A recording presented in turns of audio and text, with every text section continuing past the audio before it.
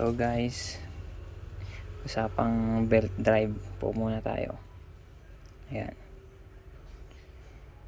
So kung nakikita nyo, ito yung 2DP A7641.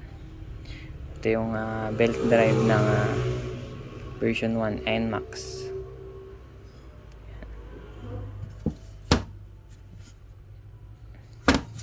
Ito naman yung sa Aerox version 1. Aerox version 1, tapos NMAX version 2 at Aerox S.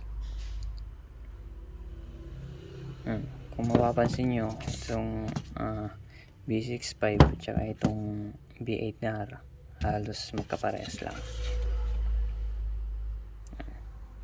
Parehas lang sila ng haba.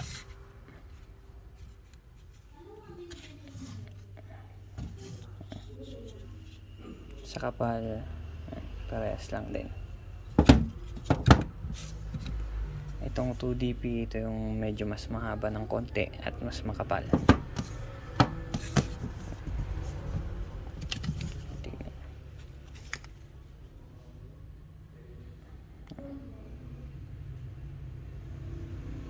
Sa haba naman,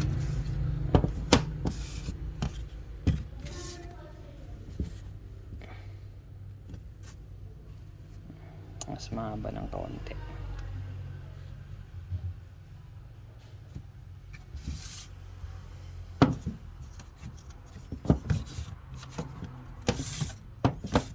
Ayan, ito yung pang version 1 na NMAX.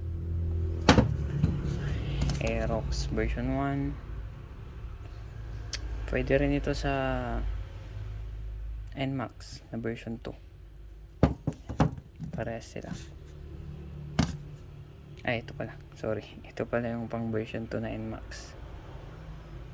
Ayan. B8R. Ito yung sa Aerox na version 1. Pwede rin siyang gamitin sa version 2 na NMAX. Ito naman pwede rin gamitin sa Aerox. Halos parehas lang. Itong 2DP lang ang medyo may pagkakaiba. Mas makapal ng konti at mas mahaba. So ayun lang. Thank you.